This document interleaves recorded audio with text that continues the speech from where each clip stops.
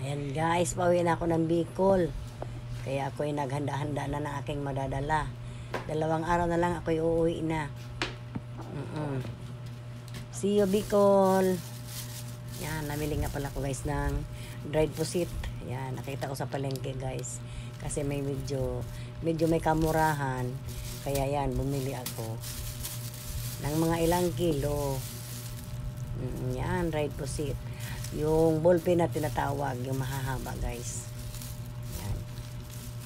Nag-ihaw na nga pala ako niyan. Natikman ko na siya guys. Ang sarap, hindi masyadong maalat. Makikanin guys, sausaw mo lang sa konting suka na may sili na ipites na ang pagkain mo. Makakarami ka na naman yan ng kanin. Sarap. Talaga, sulit ang lasa. Malinamnam. Hindi na maalat. Basta guys, masarap. Hindi ko masasabi kung anong, hindi ko ma-express yung sarap niya guys. Na pag kinagat mo malutong na, medyo yung ano ba yun? Basta guys, masarap, hindi siya maalat. Yan. Bumili ako ng ilang kilo. Yan, pero yung iba maibenta ko. Yan. Makalabas lang yung punan ko guys. Yung tira, konsumo na ng pamilya. Yan. Nakabalik na yung punan ko. Nakatikim pa ako. Diba guys, ang galing. Ang galing talaga ng mindset ng Pilipino. Yan, kita mo yan. Ang sarap talaga yan guys. Super.